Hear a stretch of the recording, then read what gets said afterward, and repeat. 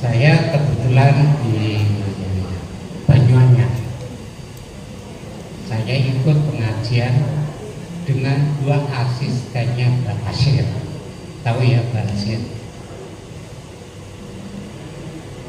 Saya juga waktu itu sering diundang pengajian oleh Majelis Mujahidin Indonesia. Dulu pusatnya bukan di Banyuanyar. Saya kenal baik dengan komandan Harjonya juga. Setiap kali saya masuk, saya tetap menggunakan Assalamualaikum warahmatullahi wabarakatuh. Ngomong juga sawali itu juga sawali dengan bismillah. Ternyata mereka tahap awal memang ya kaget, tapi selanjutnya terbiasa. Kenapa saya ikut pengajian mereka? Pertama itu untuk menciptakan suasana agar ada sesuatu kemitraan kemanusiaan. Kita sama-sama hidup di bumi ini. Kita hidup dalam kebersamaan. Kita hidup dalam perbedaan. Itu yang mau saya jalankan. Nah, akhirnya pengajian dengan berjalannya waktu itu nuansanya berubah, tidak terdengar kafir ataupun darahnya halal dan sebagainya. Lalu secara kebetulan suatu saat saya berubah di rumah sakit Rakyat Indonesia. Saya kaget ketemu guru saya, Ustaz saya yang dulu menghalalkan kami itu berubah di situ, bukan di RSPK. Betul-betul kaget. Nah, saya tanya kenapa kamu berubah di sini? Alasannya bla-bla-bla. Kalau itu pendekatan saya ke dia itu memang ada efeknya. Jadi yang penting kalau kita betul-betul menggunakan waktu, pikiran kita itu hanya satu. Bagaimana kita berbuat baik kepada sesama. Sekecil apapun, bagaimana kita berusaha berbuat baik. Lain halnya kalau pikirannya hanya harta kekuasaan itu seragam. Bagaimana saya bisa menumpuk. Padahal segala sesuatu itu akan bersih, pengobah sia-sia, semuanya ditinggalkan. Kita lahir dengan tangan kosong terbuka, mati pun dengan tangan kosong terbuka. Ya enggak? Ya tentu saya menggunakan banyak sekali istilah-istilah Arab dalam pendekatan itu. Juga almarhum istri saya sama aja, dia juga menggunakan misalnya contohnya ya nama itu ukhuwah, rahmatillah, lil alamin dan lain-lain. Memang diperlukan dalam berdakwah. Konsep-konsepnya itu apa? Kalau kita tahu itu tidak jauh berbeda dengan Kristiani. Misalnya ukhuwah itu kan hukum cinta kasih. Rahmatullah alamin itu kan tidak, lil alamin itu kan dari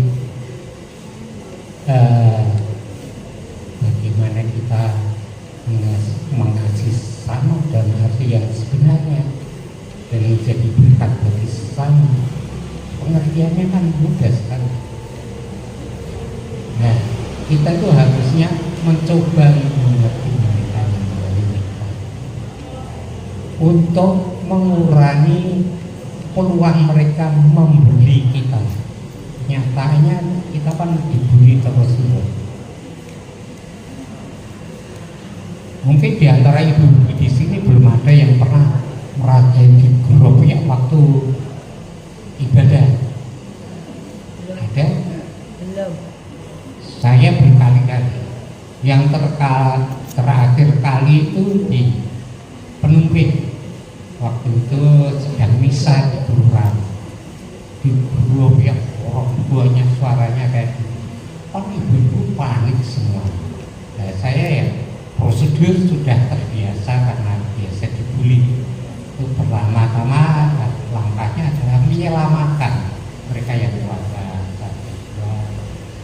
kemudian yang muda.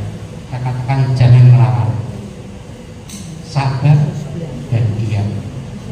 Jangan komentar apa-apa, kita keluar dengan tenang. Satu pun nggak ada yang cedera.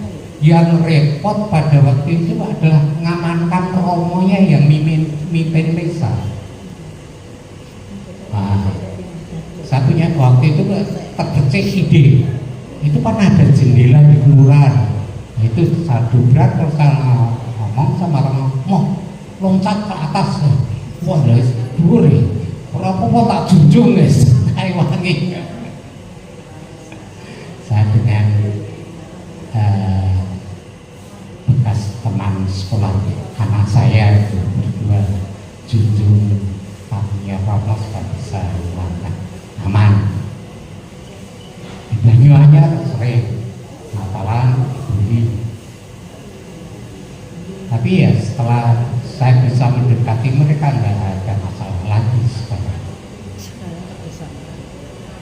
Mudah-mudahan seterusnya tidak ada masalah. Siapa lagi yang mau bertanya?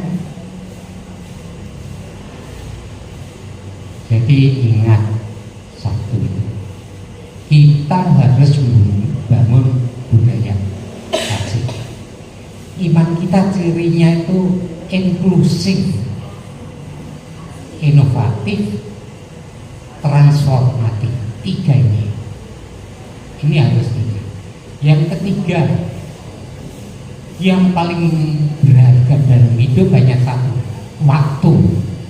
Gunakan sebaik-baiknya untuk sesama.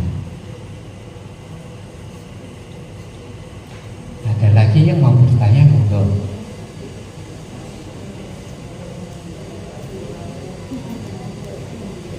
Jadi ide PD Gracia itu bukan ide saya.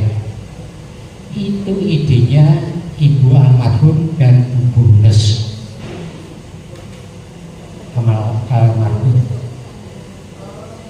almarhumah.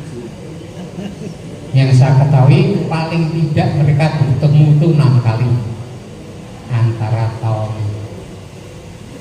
98 sampai tahun 2000. Bu Yuni ada. Yuni. Jenarso itu tahu-tahu ditunjuk jadi bendara ya. Enggak ada.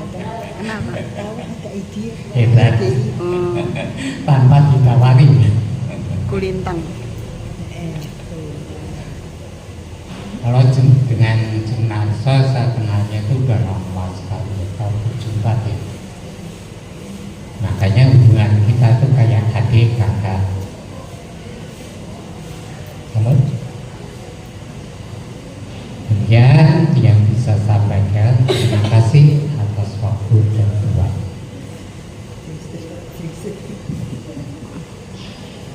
Terima kasih Pak Arjan yang sudah menceritakan sejarah berdirinya Persekutuan Doa Gracia.